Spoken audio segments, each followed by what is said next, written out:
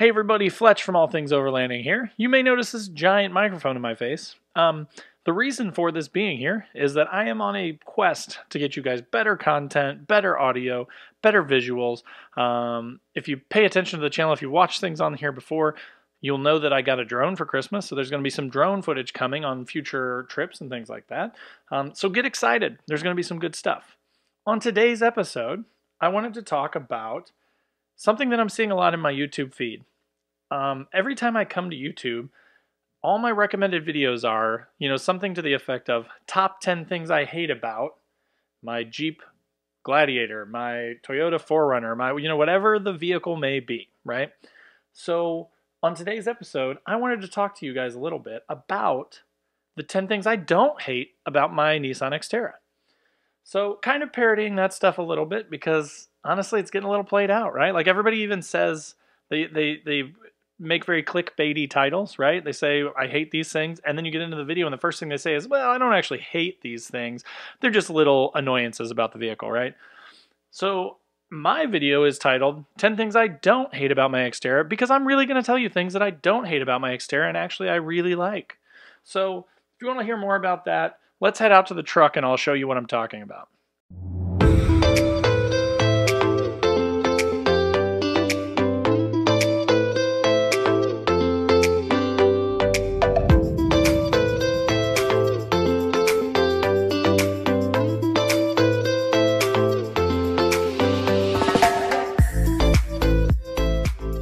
Alright guys, so as I mentioned, on today's video I'm going to run you through the 10 things I don't hate or the 10 things that I love about my 05 Nissan Xterra SE four-wheel drive. I also think that this is one of the few budget-priced overlanding rigs that you can get that is extremely capable, extremely reliable, and really well suited for overlanding. Before we dive into that though, I wanted to kind of touch briefly on what this channel does. So if you're new to the channel, if you haven't seen my channel before, I wanted to kind of just give you a really brief overview of what I do so that you know what to expect. My name's Fletch. I love overlanding. I love Nissans. I love gear. I like doing gear reviews, and I like chatting with you guys. So if you like gear reviews, if you like trip videos, if you like overlanding tips, on various topics about overlanding, how to get into overlanding, how to save money, how to budget overland, how to build your own stuff, how to do DIY rig modifications, please consider subscribing to the channel. Just click the subscribe button, the big red subscribe button below, and click the bell to be notified when I release new videos. So that's it. I'm also on Facebook, Instagram, and all major podcast channels, so visit me at allthingsoverlanding.com to find quick, easy links to those things. Join the conversation, jump in over there, and I'd love to talk to you guys. So that being said, let's get back to the top 10 things that I really don't hate about my Nissan Xterra. First of all, I wanted to jump into the motor. If you know anything about Nissans, if you've ever, researched Nissan Xterras, they come with a venerable 4-liter. It's called a VQ40DE. So the VQ40DE motor is a hell of a motor. Basically, it's been pretty much unchanged except for some slight tweaks in like 2011. Since 2005 until 2015, the Xterra has had the 4-liter motor. You can also find it in a variety of other vehicles like Frontiers, Pathfinders, the Nissan NV vans have it, the 1500, the 2500 HD, the NV passenger van has it, and even the Patrol overseas where we can't get them. They're beautiful, awesome trucks. We can't get them. They have them in the Patrol. For the most part, it puts out around 265 horsepower and about 285 pound-foot of torque, which for me, coming from a 2000 Jeep Cherokee XJ, I think those 4 liters put out, about 200 horsepower and like 220 pound-foot of torque, something like that. Feel free to correct me in the comments. I'm sure that's not 100% right. But it's a significant amount more horsepower and torque. It does everything that you need it to do off-road. It's a very capable motor. The only sort of downside of the motor is fuel consumption. So I average about 14 to 15 miles per gallon, mixed city, mostly city, honestly, and some highway. On the highway, my best is maybe 17 or 18 miles per gallon, though. So again, if you're looking for a Prius, this is definitely not the thing for you. If you're looking for something that's super capable, super reliable, and a motor that'll run for 200,000 to 300,000 miles pretty easily with very minimum maintenance, then the VQ40DE is a great motor, and that's what you get in the Xterras 05 through 15. The second thing that I want to talk about that I love about my Xterra, or don't hate, is the roof rack and wet storage bin. So all the Xterras come stock with a really nice, pretty beefy roof rack on them. In a lot of other vehicles, they may have, sort of crossbars and things like that, but then you have to spend a great deal more money. A lot of these aftermarket roof racks are $600 to $1,000, maybe more. With the Xterra, it comes with a nice, sturdy roof rack already, a couple crossbars that are meh, they're okay. But they also have this wet storage box on the front. So you may have noticed that part on the front that looks, it's like flat plastic. It says Nissan on it. That is actually a lockable wet box. So you could unlock it, and then it has a little floor in it with, drain holes, basically like a mesh sort of bottom on it. And in there you could throw wet clothing. What I like it for is recovery gear. So if you get stuff super wet or muddy, you could take your strap and throw it up in that box, close it down, lock it up, and keep it up there and let the mud and water and stuff drain out up there, instead of bringing it into your vehicle, muddying up your carpet and all that sort of stuff. So just kind of a nice little thing that they thought of as just a little added peace of mind for the vehicle. Also, the roof rack, from what I've heard, and again, correct me if I'm wrong down in the comments, should support about 250 pounds static weight. But then I know people that have Xterras and have put, 100, 150 pound rooftop tent up there, and then slept 1 or 2, sometimes 3 people up there and had no problems. So my sort of plan is, if you've, again, watched the channel before, I'm going to be, over this season in 2020, I'm going to be building a DIY rooftop tent, clamshell design, out of wood and a pre-existing tent. So I'm kind of envisioning, from what I've read online for similar builds, they're around 100 to 120 pounds, and then of course myself. So I'm not going to get into my weight, but it'll be a few hundred pounds total when it's done. So it'll be a good test for sure, but I will definitely report back once I get that going and I'm actually using it. But still, a nice thing to have where you don't have to go right out and buy an aftermarket roof rack or something like that to make it work. The third thing that I really like about my Xterra is the Utilitrack system. If you're not familiar with this, I'm going to try and show you in the back of the Xterra here. One bad thing is I've built a drawer system that goes into the back of the truck, and it is actually utilizing the Utilitrack system to keep it locked in place. On a stock truck where you don't have a drawer system, you would have these 2 Utilitracks, basically these T-shaped tracks, and the truck by default comes with these little hooks that you can put down in them and then just tighten down basically and move them around wherever you need them to strap stuff down. Again, in my case, I actually utilized the pieces that go down in the track and just got matching bolts that would match up to that, and then bolted my drawer system straight to that. So for me, again, I've watched a lot of other folks do reviews of how to install drawer systems and things like that. They had to drill holes in their floor, put washers up through, RTV stuff, paint stuff to keep it from rusting, to keep water from coming into the vehicle. In my case, I didn't have to worry about any of that stuff because the Xterra comes default with this Utilitrack system. So it's awesome and a really nice benefit. And even if you don't build a drawer system, it's still great for, strapping down any number of things, from, groceries to Pelican cases to whatever you may have. So Utilitrack system is definitely a big thing that I do not hate about the Xterra. Number 4, built-in steps in the rear to access the roof. Again, I'm out of the truck. I'm going to show you some of this. My truck has the cladding removed. And the reason I did that was twofold. One, at one point, a lady hit my truck when it was parked in a parking lot and scuffed it up. 2, that plastic tends to fade. My truck is an 05. It's almost 2020, so it's about 15 years old. Rather than continually trying to refresh that plastic, I just decided to pull it off. Plus, that gets me quicker access to the metal parts underneath to prevent rust. I hit that all with some Rust-Oleum underneath of there and just painted it all black. The steps have a metal frame that goes inside of that plastic cover anyway, so the steps are still there for me. I lost no functionality. But on a normal truck, you would see these steps with just a plastic cover on them. So that's just some nice, an added benefit if you want to access your roof. In my case, I've got my high lift jack is up there, my traction mats are up there. Sometimes I will put gas tanks up there if I'm going on a long trip. And then of course my awning is also up there. So just having that option to get up there in an easy fashion is a really nice benefit. So number 5, removable rear seats. Again, when they were designing the Xterra, they were thinking of people that would be using this thing for off-roading, going to the beach, activities outside. And the thing that I really like is the back seats will fold flat, which is great. You can pop the headrests out, which gives you even more room, down on the floorboards. But then even further than that, you can actually remove the seat bottoms. They have big red handles. You pop them off, and you can take the whole bottom of the seat out and fold the back of the seat even flatter. It's just such a thoughtful, thing for Nissan to have done, and it makes it so much more useful. It's also interesting that in the Xterras, if you remove those bottom seats, fold the seat back flat, and get a Tupperware action packer, those things fit perfectly in between the front seat and the rear seat. So you can have a flat surface just by buying something that you can actually use to store other things. It matches up perfectly with that area. And in the off-road / Pro 4X trims, you can actually fold the front passenger seat totally flat.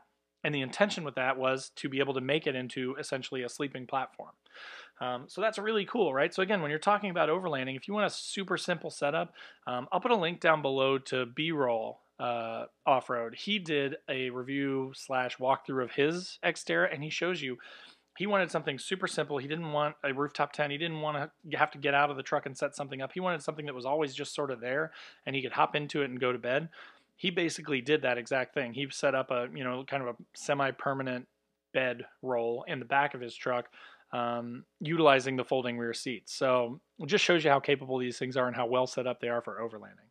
So number 6, premium sound system. I know this sounds funny, but my last trip that I took was from Indiana to West Virginia, and I was on the road for about 10 hours each way. In the SE trim and in some of the off-road package trim trucks, they come with a 9-speaker, 300-watt Rockford Fosgate premium sound system. That includes a big 8-inch subwoofer underneath the driver's seat, plus 2 tweeters up here, door speakers, 2 speakers in each back door, and then the sub. So that'd be 2, 4, 6, 8, 9 with the sub. So 9-speaker system. It's not going to blow your socks off. It's no infinity reference system or anything like that. But for a stock truck, again, without having to put any investment into it, I kind of do enjoy having better audio. I haven't felt the need to mess with the audio system in this truck. It actually works pretty well. So that's just another benefit, right? You don't have to spend any more money. You don't have to spend any more time. You don't have to cut anything up or modify anything. If you have the premium sound system, that's just one more thing to love about the truck. Moving on to number 7, on the off-road and Pro 4X trims, you can get, well, actually it's standard on the Pro 4X and the off-road trim, an electronic rear locking differential.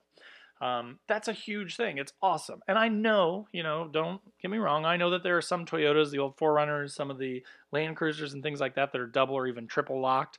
That's fantastic, right? But so to give you a point of reference, when I was looking at my truck, again, mine's an 05, I bought it with about 94,000 miles on it. I paid $7,000 for that truck when I bought it 4 years ago, 94,000 miles. Top trim, 4-wheel drive. I put brakes on it for $130, rotors and pads all the way around. And I replaced a radiator for $70 right when I bought the truck. That's the only real maintenance that I've ever done to it besides like wearable parts like suspension, bushings and things like that.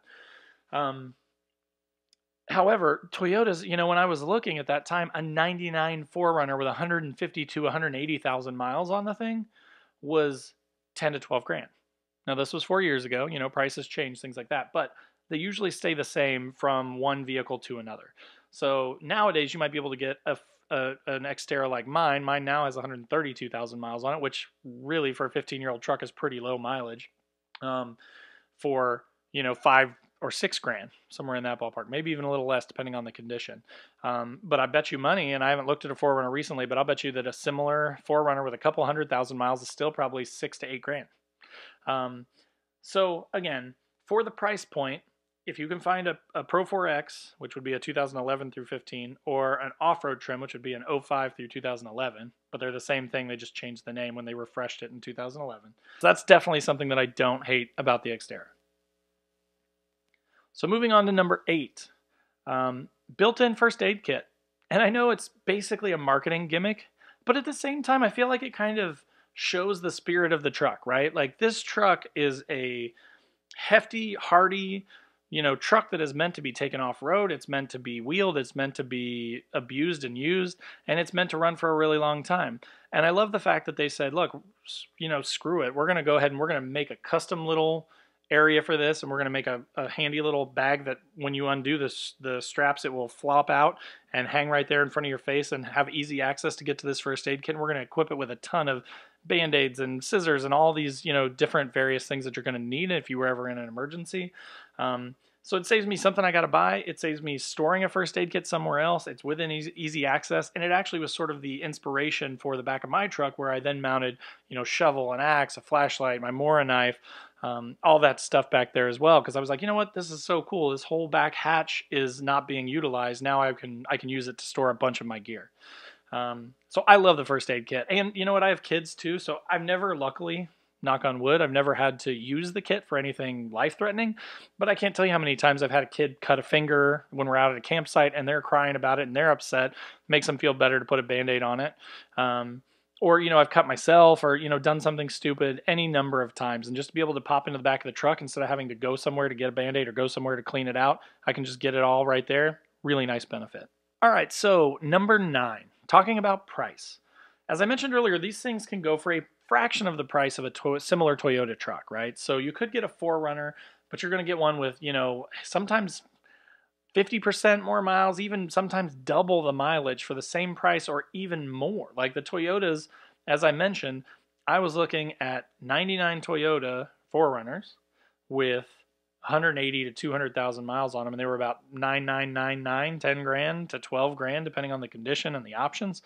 I found my Xterra 05 with 94,000 miles on it, and I bought it for 7. So this thing is a steal. If you're looking to get into overlanding, if you are a budget-minded overlander like me, and you just want to go out and enjoy wilderness, you want to go out and you want to go camping, you want to take your kids with you, the Xterra is a great vehicle for that, and you can get it cheap, and they're super reliable. Like this 4-liter and the 5-speed trans are essentially bulletproof. So, I would definitely recommend it, and from a price standpoint, I think it's a great benefit of a truck like this.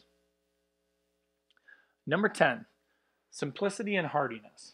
So the cool thing about these two is they are super simple to work on. I've owned probably 10 or 12 different Nissans in the last 15 years or so, and I've acquired tools along the way because I try to do all my own work on them.